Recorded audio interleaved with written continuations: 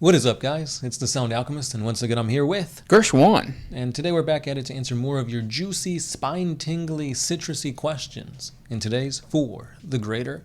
This is a video series where we answer the questions left by you, the viewer. If you have a question for us, comment down below.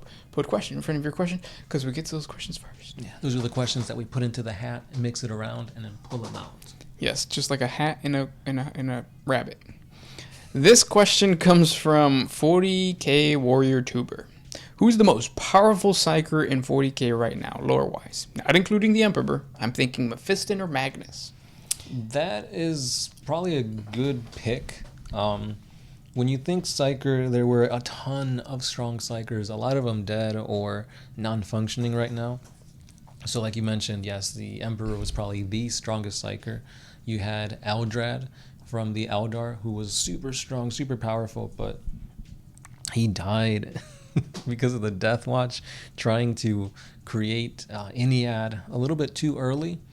So he ended up biting the dust, which kind of sucks, really. You've also have Malkador.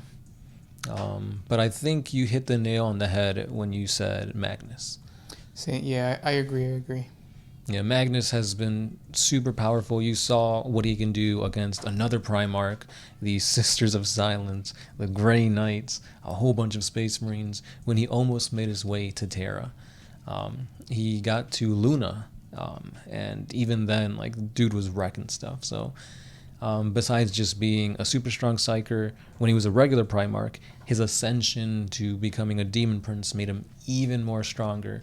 So yes, I think Magnus the Red is definitely the strongest Psyker currently.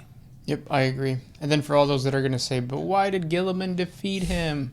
He had the Sisters of Silence with him. Sisters of Silence are gnolls. Right. They were like basically bringing his power down. Mm-hmm. And still, he was doing a lot. Yeah. Drago is another good one too, but his powers are kind of hindered right now since he can't really come out and do a lot with them. And what he does do in the warp, like, the dude literally, like, demons are scared to even go up to him. It doesn't really matter because it's the warp. It just heals itself. So. And the thing I don't like about Drago is that it's mostly plot armor that's holding him up, I feel. But yeah. Next question comes from, I got one from Jubert Shackelstein. If you could pick any Primark to be your best friend for all eternity, who would you want? That's an interesting one. Since we were just talking about powerful Psykers, I would say Magnus the Red, just because he can teach me some things. And also, he's just cool. But I feel like he'd use that, like, for his own benefit. Like, he's like, yeah, you could be best friends with him, but it doesn't mean that he reciprocates those feelings. So after a while, if he gets tired of you, he's like, hey, just cut your finger and create this sigil on your chest. And then, boop, now you're a chaos spawn. Yeah, I do. Yeah, I could see that too. But maybe that's why, like, you have to play on it. And then know that he's going to betray you. So you need to betray him, maybe. No, it seems like too much work. Now you got me thinking that I should just pick somebody like Rogodorn. Yeah. But then he'll be boring. It's like, let's go to the beach, and he's just building sandcastles across the whole thing. The whole time, yeah. But I was thinking maybe you could make it work with Magnus if you're like, it's like a Rick and Morty type thing. You're the Morty to his Rick, where he's like super smart and like can create all these crazy things with magic. But Rick, it's more science. Yeah. But then that would mean that Magnus the Red would have to, like, require me to be there just for, like, mental and social support, which means that he himself, Magnus, is just, like, not as stable as you think, mentally wise. Or, like, yeah. He's one click away from ending it all for himself. What about you? Your best friend, Primark? At first, I was going to say Vulcan, because the dude's just a swell guy overall. That's true, yeah. He'd read me bedtime stories, teach me how to smith. Smithing all day. Yeah. But I think it'd be pretty cool to also have the freaking angelic Sanguinius, because then you could fly around. Yep. It's like, oh, I'm late for La Cucaracha dance at my 15. Nope, he got me. Yep, with the dress and all. He picks you up with that giant gown. And it'll look luscious because it's flowing in the wind, because he's like bringing me down from his wings. It's like in the scene of Cruella when she gets on the garbage truck and then she goes away and then the garbage comes out. It's like a little bride thing. Mm-hmm. Yeah. This question comes from Victor Kamursu. Why did Gilliman hate Perjurable? Most people hated Perjurable because he was just kind of like that friend in the friend group that everybody beats on. And then you're like, stand up for yourself. And he doesn't. And you're like, well, I'm not going to stand up for you. I think that's what it was. Yeah. It's like, come on, we're all going to the party. And he's like, nah, I'm going to make my own Terminator suit. Yeah, he was very gloomy like that. Mm-hmm. Yeah. Also, like, his method of war was not appreciated by Gilliman, who Gilliman was more tactical. And then Perjurable was like, no, if you do this, it works every single time during a battle. It's like, yeah, but that's just a battle of attrition, or that's just a battle of, like, brutality. Yeah, but it works. And I think Gilliman didn't like that. Mm-hmm. But yeah. This next one is by TSL Frontman. He says this is his 10th time asking. But surprise, we actually answered this before. I think it was like your second or third time asking. But anyway, hopefully you guys, or you, I assume it's just one person, actually hears this response. A Grey Knight rolled too many ones and fell into a hole, like Sokka, and cannot reach his teleporter button or something. Could a greater demon or something walk up and corrupt him? And if so, what would they turn him into?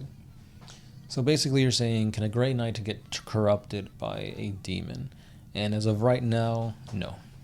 The Grey Knights are incorruptible. They are Grey Knights because of their super high tolerance to all things chaos. They wield demon weapons and they don't get corrupted.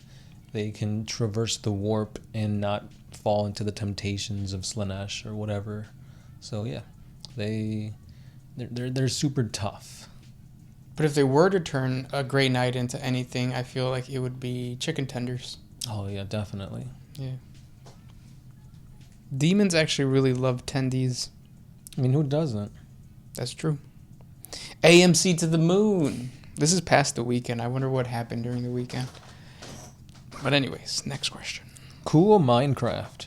Could the Custodies have defeated the Marine Legions? It's interesting. Because every time we talk about the Space Marines fighting against the Adeptus Custodies, usually the Custodies comes out on top.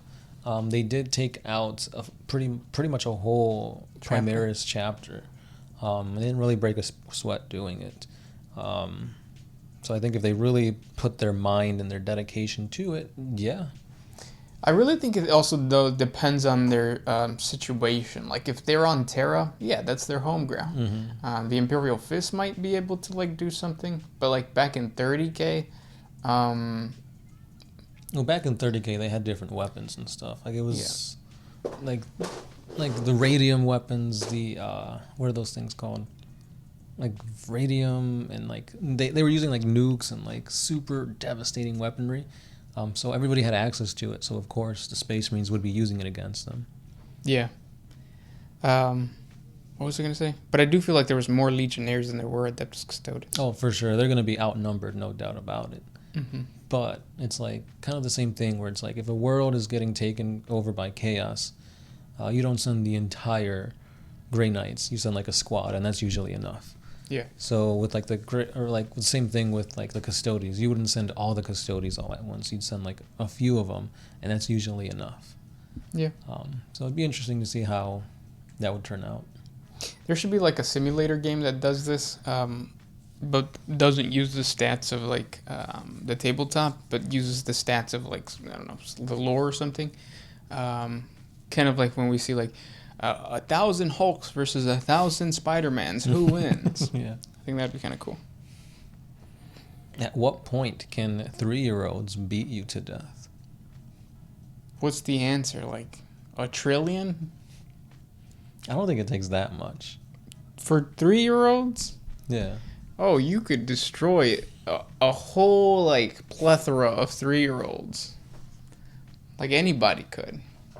And not even because, like, oh, the rest would get scared. Like, you could literally just start kicking your way through the crowd or swinging your hand through the crowd. Your body would be tired, but you can take them out. So that's what it's like when like a space marine fights humans. Yeah. That's why one space marine can take out like an entire regiment, or at least a chaos space marine. That happened in the Xenos book of what's his name? Eisenhorn? Is that still gonna be a show? I don't know. I don't know anymore.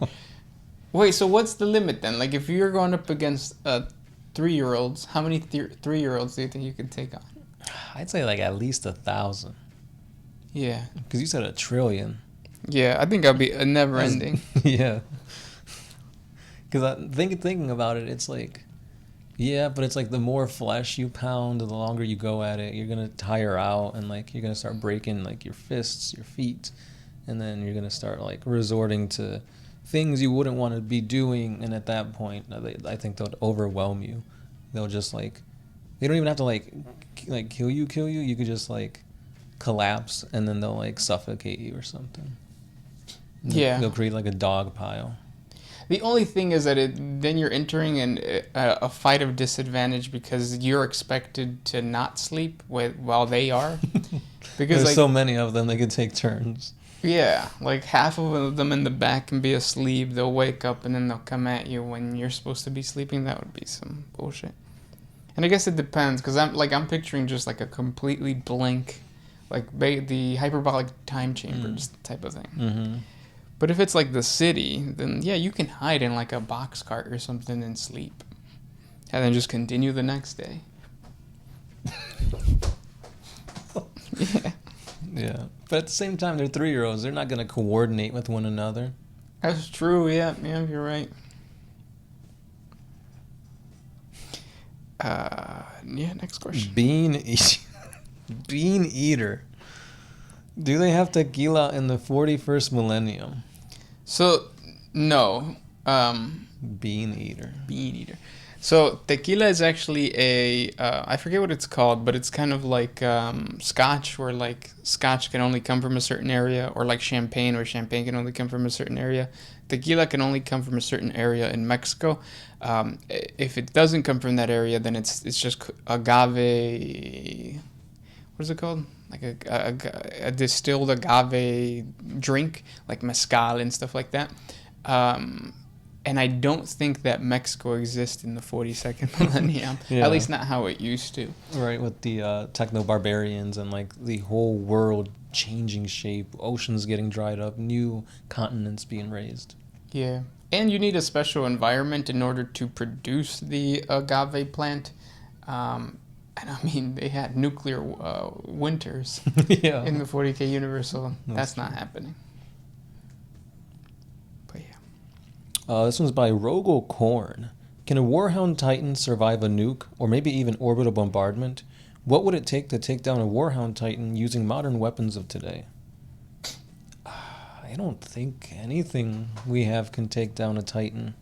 First of all, they got void shields. That's true. Then to get past that, it has to be something so instrumentally powerful that it's going to like vaporize the ozone layer and like take everybody out. Mm-hmm.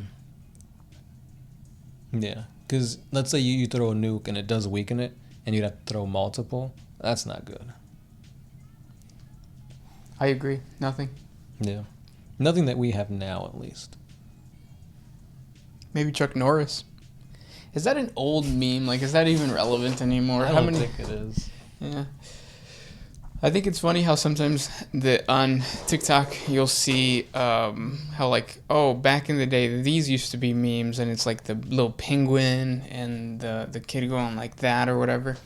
And then like the newer memes are like basically just I don't know, like modern day TikToks. So it's funny how the internet has progressed, where we used to laugh at some simple ass things. Mm-hmm. Do you remember that squirrel that used to speak really, really high pitch? I forget what it was called. It was really big on the internet when the internet was like super new. Something the squirrel. Like he was always angry and complaining about stuff. Comment down below if you guys know what I'm talking about. An angry squirrel, like an angry animated squirrel. All I can think of is Crazy Frog. Bing bong. But that was a song, wasn't it? Yeah, it was. Yeah. I don't know. Next question. This one's by Zappy Creed. Which character could body Lilith? Personally, I think any Primark and or veteran Custody could. Yeah, I assume you're talking about Lilith Hesperax from the Dark Eldar. She's lithe, she's sleek, she's slender, but thick, so slim thick. She's essentially the best hand-to-hand fighter. Now, I don't know if you're referring to in the lore or in the tabletop, but yeah, you're right. Primarchs can solo her, even chapter masters. Pretty much any named character, I think, could. But again, it depends on who's writing the book, who's the main character. Situation. Yeah. In the tabletop, she is really good because she does put out a crazy, insane amount of attacks. So... But she probably has to hit first. Yeah, because she's a glass cannon. She hits hard, but she can't take the hits. Yeah. Because again, they're Dark Eldar. If you look at her model, she's not wearing any clothes pretty much. So I wish there was like a thing for agility. Initiative was a thing. Oh, never mind. I don't want that back. Because orcs had an initiative of 2 back in the day. No, I remember that. It's like, I assault you. Okay, let me attack you first. I lost half my orcs. Yeah. That was such a stupid rule for that whole situation. Made me angry. Next question comes from James Murphy. Are orcs and Tyranids edible? If so, how would you best prepare a meal using either of the food sources? Yeah, I think they both are. When it comes to orcs, I've talked about this a lot, but you can make an orc sandwich. It's called an orc pie.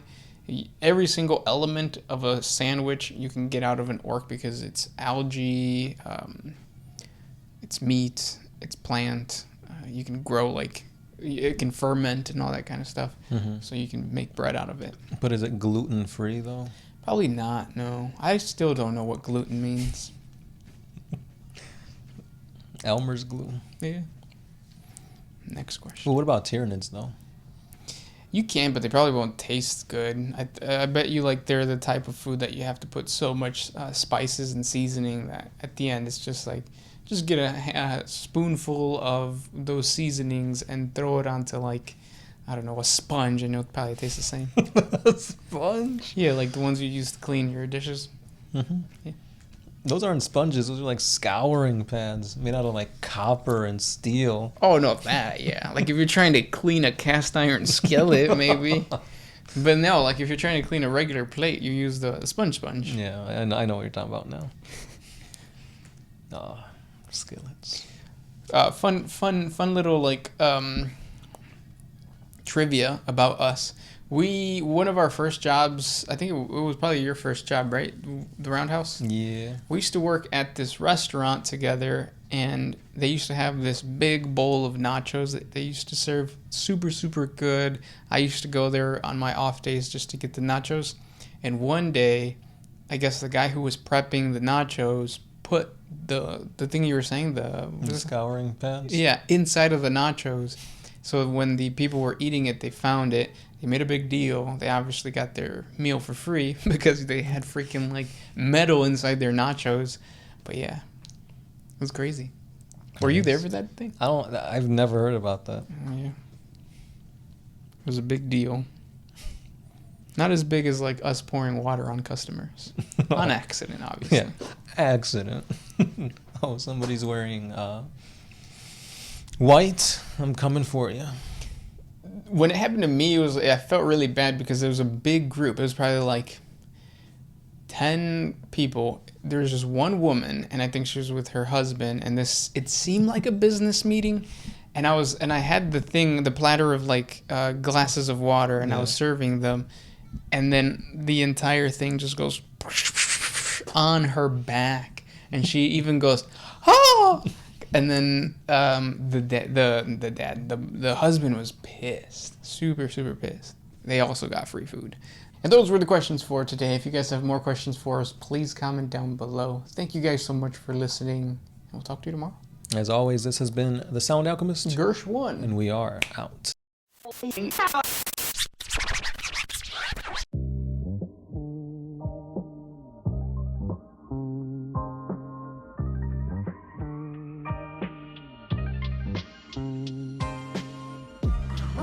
always used to put my freedom first in any situation.